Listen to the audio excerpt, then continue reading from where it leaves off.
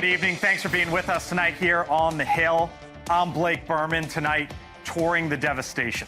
President Trump and the First Lady in Texas getting a first-hand look at the damage from the catastrophic floods.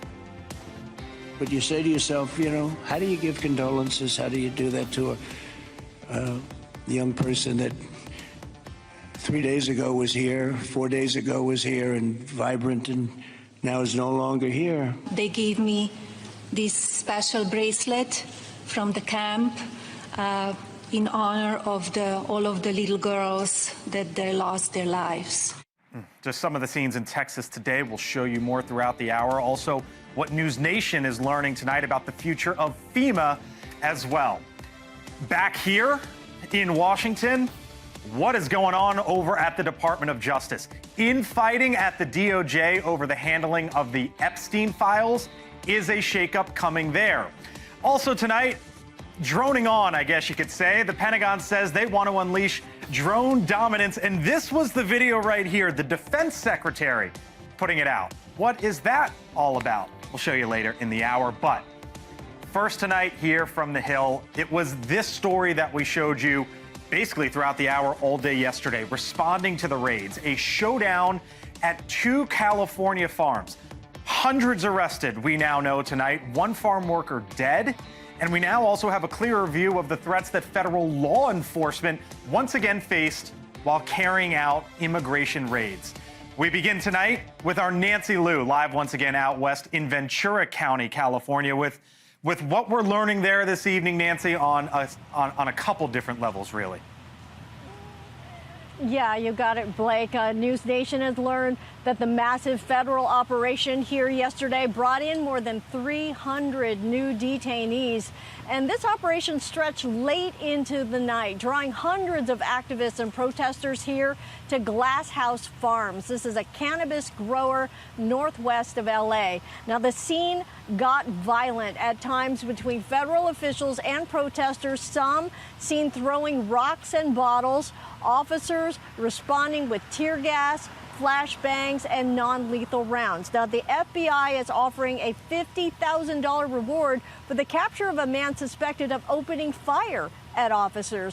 During the raid and skirmishes, multiple people hurt. As you mentioned, 1 farm worker has died. According to the United Farm Workers Union, the man reportedly fell off a building while possibly trying to flee.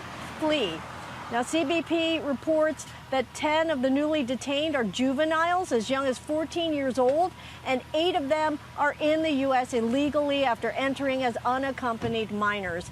In a statement, Glass House Farms denied knowingly violating child labor laws. This morning, we saw a number of workers leaving this facility after successfully evading capture by hiding inside all night. And Blake, behind me, you might see some relatives here still. They are hoping that their loved one is still inside in hiding, but the odds are high that they're in federal custody. Our Nancy Loo, live tonight, Southern California for us. Nancy, thank you. Joining me live now here on the Hill, the California Democratic Congressman Lou Correa. He is a member of the Homeland Security and Judiciary Committees. Congressman Correa's district is in that Southern California area. Congressman, thanks for being with us tonight here on the Hill. And I want to let our audience know you're a Democrat. We're going to hear from the other side of the aisle, your colleague, Rich McCormick, in moments. But thanks for being with us. We learn now that someone is dead from these raids. We saw the images of law enforcement being fired at, and there's now a $50,000 FBI award to try to track that individual down. It's escalating, Congressman, and I wonder, from your perspective, what you think needs to come next. Well, I'm going to ask, what happened here? A few weeks ago, Santa Ana, my district, we get the National Guard. We get masked federal agents, I think they're federal agents, come down on our community. We're a very peaceful community. So why is it that we need this heavy hand from the federal government? President Trump said we're going after criminals. Let's do that. But right now you're picking up hardworking individuals who've been here 25, 30 years. Just a week and a half ago, they picked up an individual who has 3 children 3 U.S. Marine Corps officers, and they have them in custody. We're a peaceful neighborhoods here. Why do we need this heavy hand from the federal government? Here's what Homeland Security says. Gavin Newsom, the sitting governor, your governor out there, he said kids running from tear gas, crying on the phone because their mother was just taken from the fields. Trump calls me new scum, but he's the real scum. And here's what DHS responded with. Why are there children working at a marijuana facility, Gavin? What say you? There shouldn't be any children at a marijuana facility, but remember, President Trump said he was going to legalize marijuana so these kinds of issues wouldn't happen. Federal government takes federal tax dollars from these growers, so I think we got to enforce these laws. I think the issue, though, is that they're pointing towards unaccompanied minors. More than 50% of the farm workers are undocumented in California, sir. More than 50% of those farm workers are undocumented. We know that. We're the biggest ag state in the union. Why are we having such a heavy hand? Okay. This is not right. Here was Tom Homan. Here was Tom Homan on the White House North Lawn yesterday as all of this was playing out. He came out, he spoke to reporters. I want to get your reaction on the other side. You have the right to protest. I support that. But when you cross a line on impeding us, you're going to be arrested. If you cross the line and putting hands on an ICE officer, 0 tolerance, you're going to be arrested. So yell and scream all you want. You're not going to stop ICE from doing our job. What would you say to Tom Homan there? Mr. Homan, we have American citizens who are being detained right now by ICE. We have one of my constituents that was just arrested, an American citizen and attorney. She put no hands on any ICE officer, and she was detained. This is about creating terror, fear in our community. How do you expect people to respond to masked federal agents? Our police officers don't have masks. Our sheriffs don't have masks. Why do you come into our neighborhoods with masks on? I'll leave it there. Congressman Lou Correa is a Democrat from Southern California. Congressman, I thank you for being with us. As I told you and I told our audience, we'll hear from the other side of the aisle now. Appreciate it, sir. Joining me live here on the Hill is Rich McCormick. He is a Republican from the state of Georgia, once again with us. Hello to you. Good to see you today. Thanks for being in. What would you say to your colleague there? Well, first of all, realize that you have child trafficking going on. We have lost tens of thousands of unaccompanied minors who have come across the border and then disappear.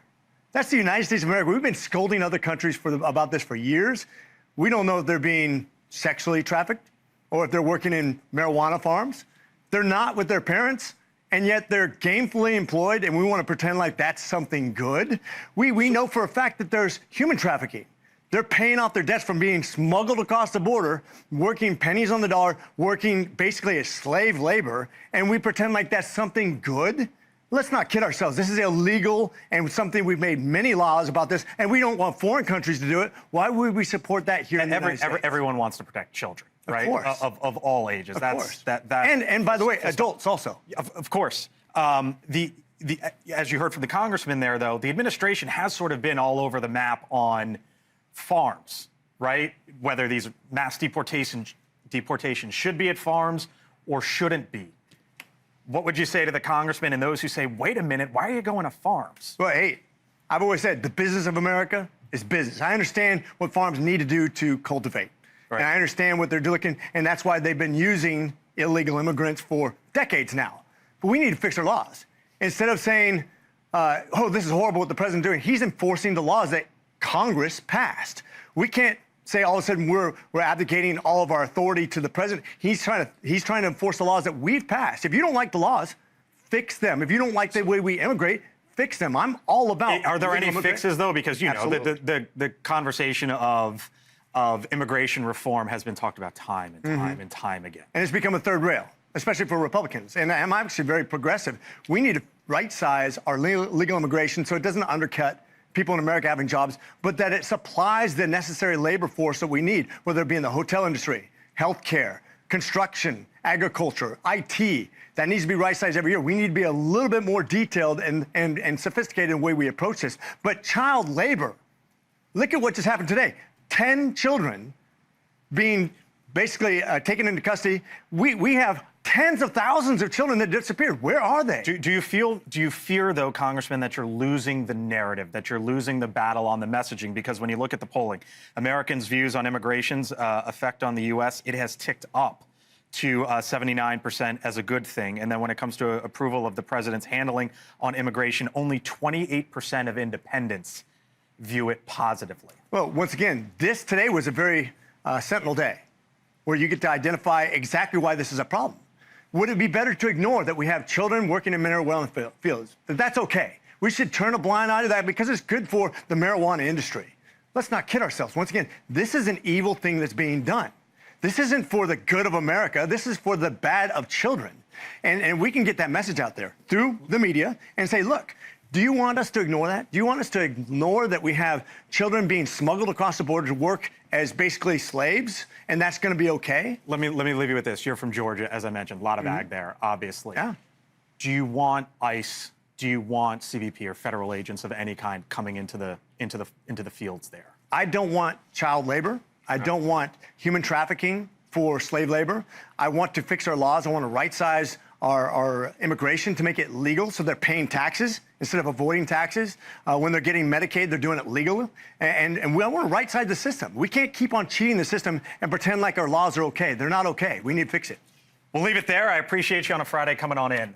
Rich McCormick is a Republican from Georgia. Again, thank you to Lou Correa, a Democrat out there in the state of California. With me now, Chris Stirewalt, host of The Hill Sunday, senior fellow at the American Enterprise Institute. Hello to you. My friend. My brother. There's a lot going on here. This has escalated. Unfortunately, you have someone who is dead. You have law enforcement literally being fired upon out there. And that is just some of what's happening, Chris. We just heard from both sides of the aisle, and I wonder what you take away from it. So, you mentioned the polling on the effect of immigrants on the nation and people feeling more positively toward immigrants. There was a trend over the past decade where Americans became increasingly open to the idea of total deportation of all illegal immigrants. That used to be a 35% thing. And then one day we woke up and it was 60%. Yeah, it was in the mid-60s. And it was because of the post-COVID surge that came in under the Biden administration, which is how Donald Trump got reelected president. Now, here's the problem. The act of mass deportation is itself unpopular. The idea of mass deportation, when people are responding to what feels like a crisis in their communities, the idea is popular. Right. The masked troops who go into the fields and go into the cities, they look like the military and they're doing this stuff, that's unpopular. And so this is where campaign rhetoric, when it collides with the actual thing, is tough. So to be clear, though, the president's actions on the border, successful. Yeah. Right? So how do you think the White House should be perceiving sort of this next phase? Well, look, I think there are divisions within the administration on this question. And you have Stephen Miller, Tom Homan, Kristi Noem. Yep. They're going to go as hard as they can go. Okay. And they like those images. They want and they believe it is deterrent. They think that it will people will self-deport. Right. They believe that fewer people will come and that this will work in that way. But then you go across a few blocks over and you get to the Department of Agriculture, you get to the Department of Commerce, you get to the other place where they say, wait, the downstream economic effects of this have to be considered. Catch you later in the show. We should. Full panel, Friday Night Unfiltered as well. Ooh. Thanks, my man. Appreciate it. Still to come tonight. Here on the Hill, a daring attack called Operation Spider's Web. You remember this from Ukraine earlier this summer? Now the U.S. might be taking notice how the Pentagon wants to rewrite its war strategy, plus this.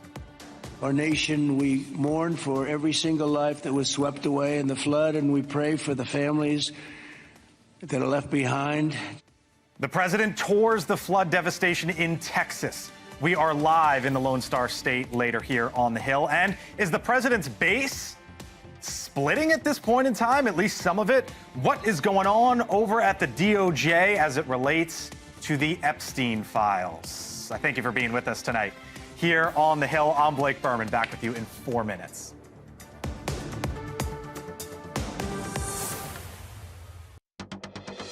We were brought here to rebuild the military. match capabilities to the threats of today. So while our adversaries have produced millions of cheap drones, before us, we were mired in bureaucratic red tape. Not anymore. Unleash the drones, Pete Hegseth says. That is now the Pentagon's new mission, at least in part. The defense secretary ordering sweeping changes to the U.S. military's drone strategy by rescinding, quote, restrictive policies. The Pentagon says it will double down on drone technology by increasing U.S. drone manufacturing, including low-cost drones and using drones in combat training. We have seen this. I think the world really woke up to this in June of earlier this year when Russian drones took out of nowhere, up to 40, or Ukrainian drones rather, up to 40 of Russia's top fleet, some of their top airplanes, really military fighter jets, having many people wondering what comes next in this phase. With me now is retired General Richard Newton, NewsNation national security contributor, with us once again here on the Hill. Hello to you, sir. Blake, good to be with you again, and this is a fascinating topic. So let's dive into it. Yeah, this is beyond fascinating because there was that June 1st event, right, where Russia had like a third of its military fleet just gone, the fighter jets. And there was this surprise drone attack, which were cheap, right? And this is the video right here, in which a lot of folks were wondering, okay, then what comes next? And here's where I want to begin, because the head of the Army then testified this up on Capitol Hill. At a cost of a mere tens of thousands of dollars, Ukraine inflicted billions in damage, and drones are but one example of a broader shift. The Army needs to keep pace. In my first 3 months as Secretary, General George and I have been immersed in understanding why the Army has been slow to innovate. So where are we now, General? Because the Defense Secretary clearly believes this is a top priority. Absolutely, and I applaud Secretary Pete Hegseth. It's not just the United States Army that needs to keep pace. Frankly, Blake, it's the entire U.S. military. And so that's where we go with this. And I think what Pete Hegseth is trying to do is, first and foremost, cut red tape, not only within the United States military, the operational side of the equation of drones, but certainly in the defense industrial base. I've been part of that, back in the day. I'm a graybeard combat aviator now, but back in 2003 and 2005, I oversaw on global operations on the Joint Chiefs the nascent capabilities we had with drones. But fast forward to today, you've got the battlefield in Ukraine alone, Blake, is changing every 90 days.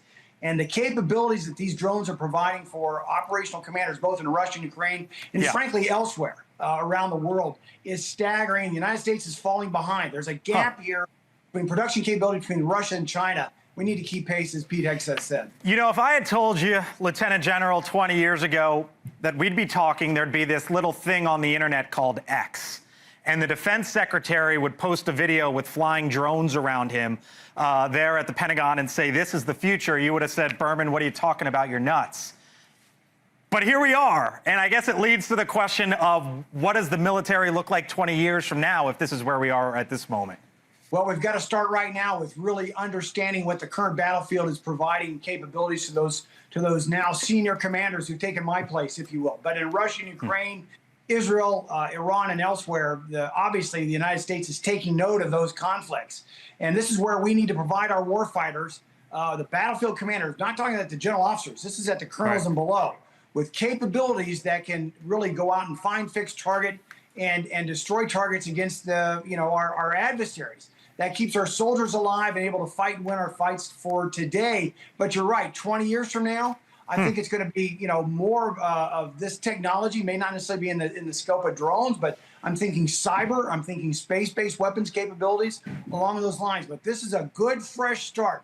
Cut red tape, give our military the capabilities they need, as I mentioned, to fight and win our nation's war. We've got to close the gap between Russia and China. And frankly, my final point is here, we've got to make sure the defense industrial base is now, invigorated to go out and really find the best capabilities and to provide those, not within years, Blake, but say within a 90 to 120-day period of time. I see the passion. I can tell that you think we're on to something here. Lieutenant General Richard Newton with us tonight here on the Hill. Thank you, sir. Thank you, Blake. Still much more ahead tonight as we continue. The president on the ground in Texas. It's hard to believe the devastation. Trees that are 100 years old just ripped out of the ground. On the other side of the break, one of the top officials there in the state alongside the president today tells us what he saw alongside the commander-in-chief and what's next with FEMA. Where's the White House tonight on that issue? Kelly Meyer will tell us. Stay with us.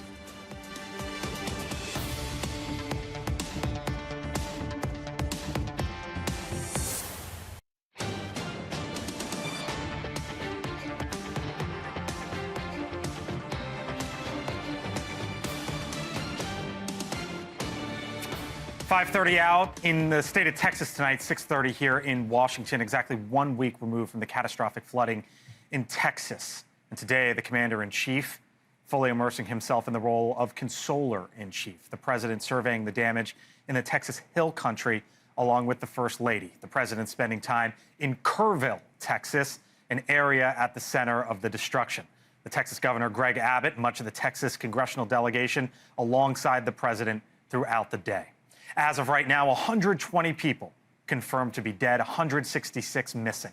The president holding a roundtable alongside the governor, where he paid tribute to the girls who lost their lives at Camp Mystic. A lot of young angels at the girls' Christian summer camp, known as Camp Mystic. They were there because they loved God, and as we grieve this unthinkable tragedy, we take comfort in the knowledge that God has welcomed those little, beautiful girls into his comforting arms in heaven. Our Xavier Walton is in Kerrville, Texas tonight with the very latest and the president's trip there. Xavier? Hey, Blake, yeah, the president's saying, you know, this damage that he's seen in comparison to other natural disasters, and he's seen his fair share, was to him the worst. And when you take a look at stuff like this, you can certainly understand why. I mean, this wall of water completely wiping and washing away homes off their foundations. And then over here, Blake, I mean, this is something we've been here days and we just noticed this. But take a look at this power pole, completely splintered. That's how powerful the water was. And to give you an idea how high it was, we're going to point you in the direction of the bridge over there. The water was that high 1 week ago. Now search and rescue crews tasked with recovery, residents also playing a role. 3 times we smelled the smell of death, human death, as we're walking. But those dogs smell that better than we do. So I'm surprised that they didn't start digging over there. You never know. And that is a harsh reality, that scene playing out over and over. Blake, you said this before sending it out to me. Still more than 160 lives lost or being found out here. Work is far from done. Our Xavier Walton live tonight there in the Lone Star State. Xavier, thank you. The president joined by the governor, both of the state senators, the congressional delegation as well on his trip. The state's agriculture commissioner, Sid Miller, also with the president today as part of that group there in Texas.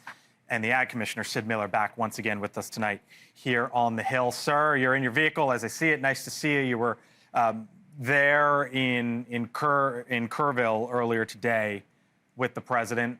What's needed tonight going forward? What was some of your experience as you witnessed all that today? Well, what's needed is prayers. We've got a lot of help, an overabundance of help. We'll need more help, you know, later. Is you know, as the cameras leave and the next news cycle hits, something different. But the president, First Lady.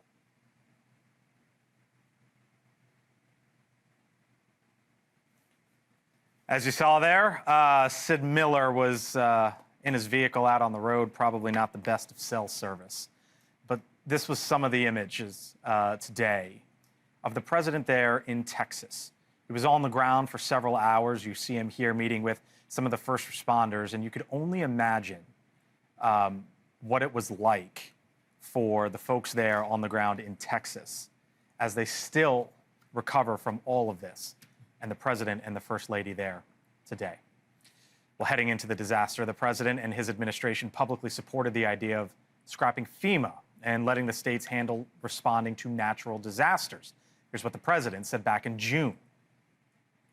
We want to wean off of FEMA, and we want to bring it down to the state level. A little bit like education, we're moving it back to the states. so the governors can handle it. That's why they're governors now. If they can't handle it, they shouldn't be governor. But the FEMA thing has not been a very successful experiment. Very, very expensive, and it doesn't get the job done. Now it's potentially on the table that the administration is backtracking on its plans to abolish FEMA. Our Kelly Meyer live at the White House tonight with where that stands. Kelly? Yeah, hey there, Blake. So President Trump seeming to say today that FEMA is cleaning up its act. The administration shifting its tone from elimination of the agency to reforming the agency. Here's what President Trump had to say today. FEMA has deployed multiple emergency response units, and FEMA has been really headed by some very good people. We have some good people running FEMA. It's about time, right? We get some good ones. They failed us in North Carolina, but when we got in on January 20th, they fixed it up in no time. And here's what a White House official had to tell us earlier today. Quote, while federal assistance was always intended to supplement state actions, not replace those actions, FEMA's outsized role created a bloated bureaucracy that disincentivized state investment in their own resilience. Now, Department of Homeland Security Secretary Kristi Noem discussed the shift of power to the states and that the federal government would be there if needed. Take a listen to this.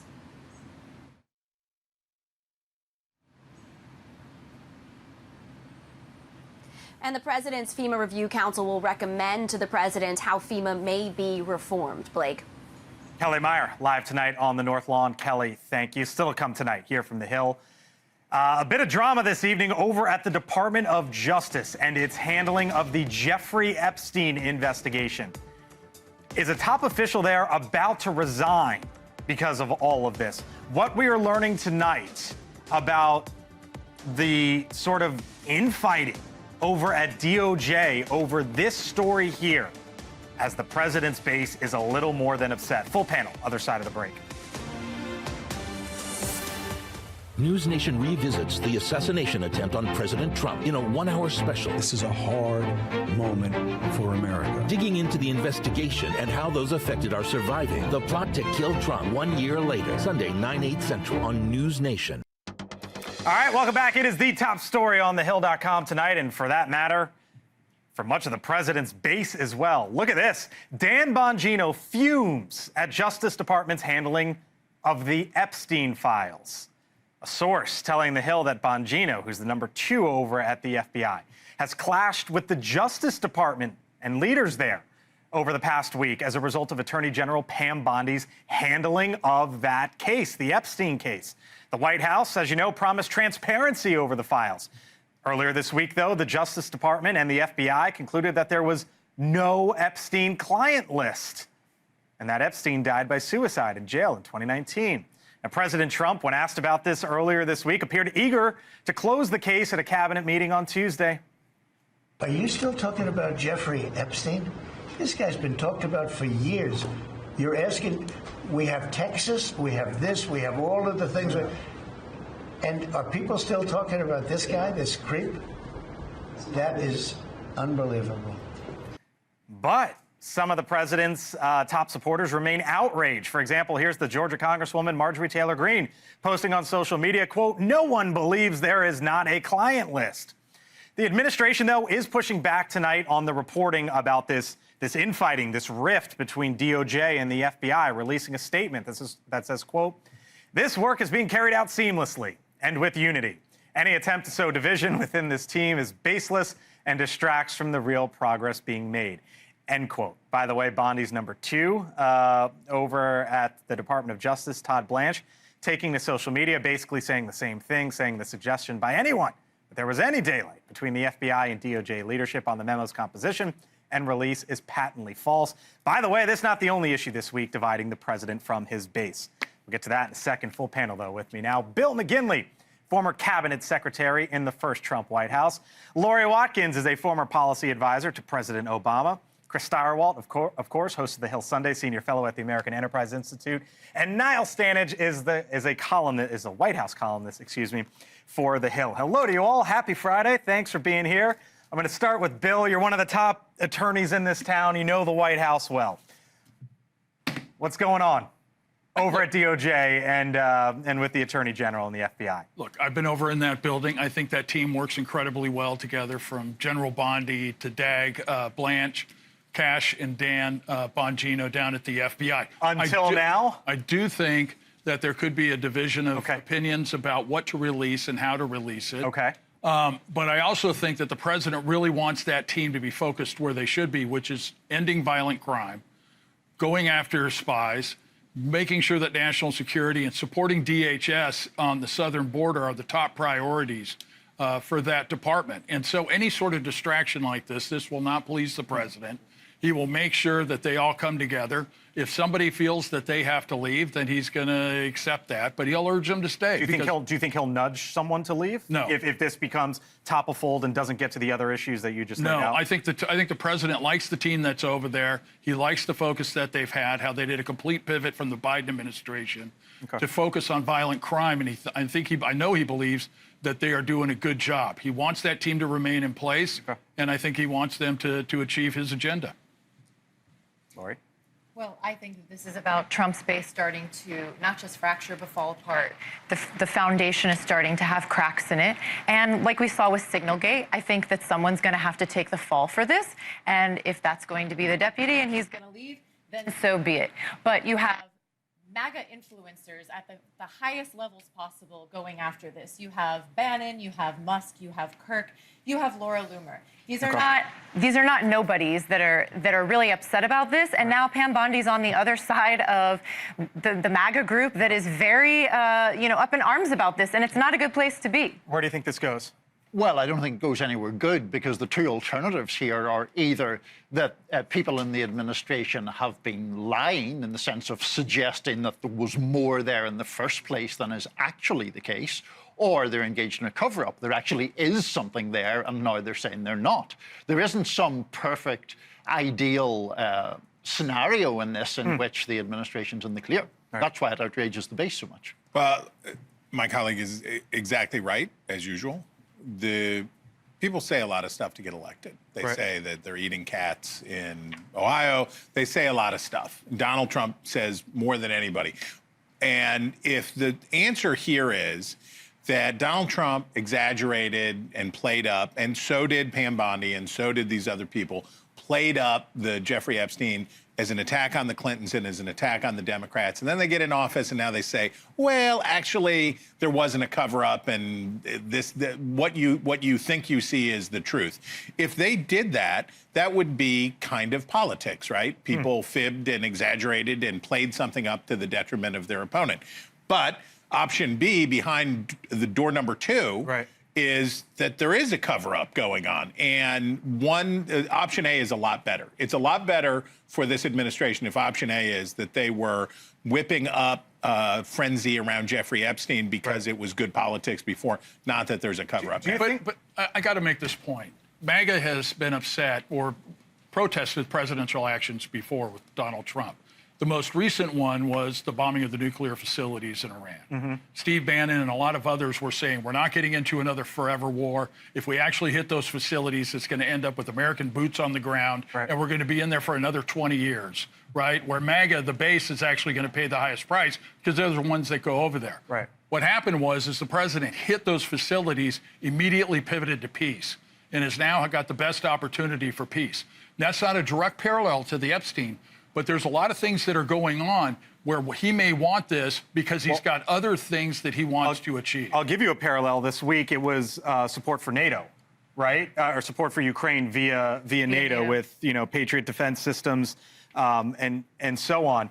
When you have Mitch McConnell aligned with the president more than Charlie Kirk, Bill, there's something there with the base, is it not? Right, but the thing is to remember about this president, he really does want peace. He wants the Ukraine war to end. He's tired of it, and this may be a way to get Putin back to the table to actually talk to the Ukrainians or allow the president to get some sort of coalition together to force these parties back to talking peace. He's doing it with Israel, Gaza, and Iran. And, the Chinese, on the trade agreement and everything else. The goal here is a peace dividend for the United States, so we're not spending as much on defense, and we can reinvest here at home. Well, it's clear that President Trump wants to be known for bringing peace to the world. He has asked every single world leader that comes to visit Washington, D.C. and not come to Washington, D.C. to nominate him for the Nobel Peace Prize. And peace to the world's a good thing. I didn't say that it wasn't. I know, but now you're suggesting that. But trying to wield your power as the president of the United States with world leaders and negotiating power, that's not a good move at all. It was absolutely embarrassing what happened the other day in the White House. We can move on from that. Which one? Yeah, which one? Saying, how did you learn English so well? How it's treating our allies around the world. Yeah, Chris is laughing. Like, it was an embarrassment. And the more that continues to happen, I think the trust in Donald Trump and his negotiating power starts to go down as far as world peace is concerned.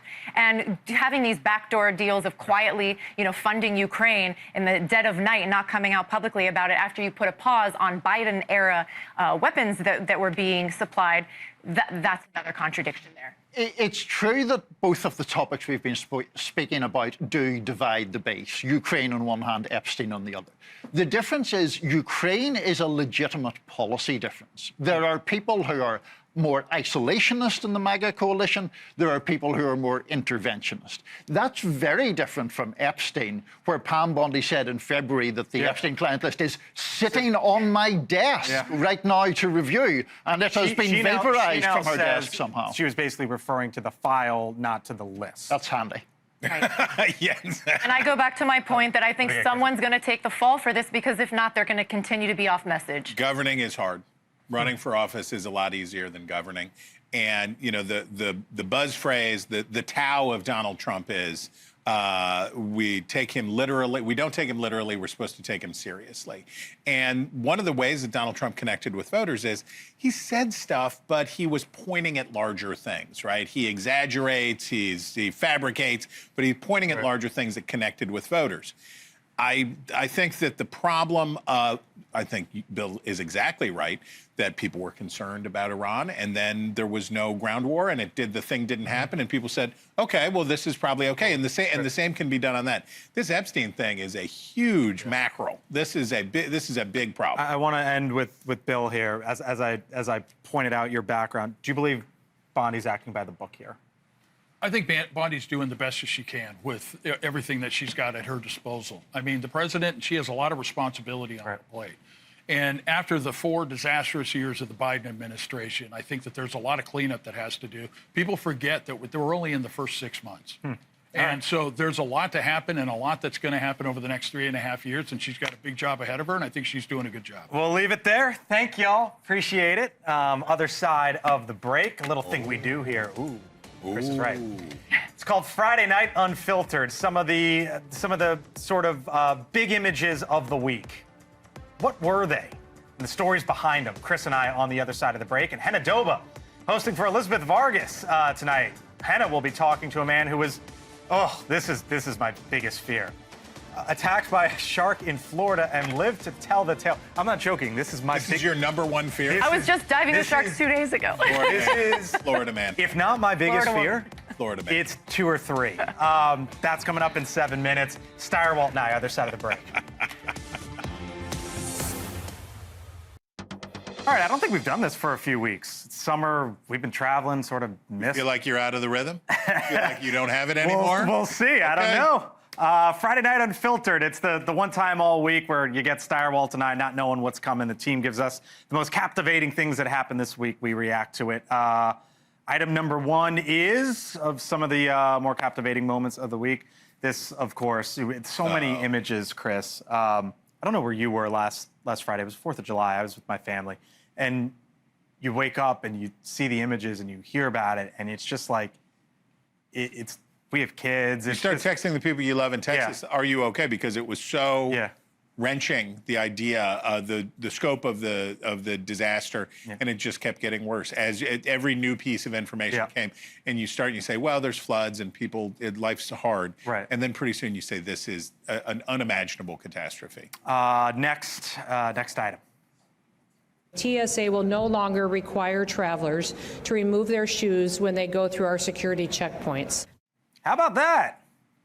It's almost as if. Oh, yeah? It's almost as if it was security theater the whole time. Okay. And that it's almost as if the TSA, watch me get random pulled every flight for the rest of the over year. Here. But it's almost as if what we built for the security apparatus for air travel wasn't really that good, but it's supposed to make people feel safer by inconveniencing them and making me look at some hippie's toe ring in the scanner in front of me. So good riddance. All right, last one here. Some of the big items from the week.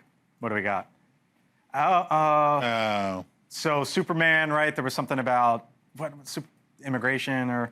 Well, Superman is from Krypton. Right. And so I guess he's an immigrant. Right. And the James Gunn, I think, is the maker of the movie, said it's an immigrant story, which it is, and then it became political. And the then White House did the thing about Trump. So we can't have nice things.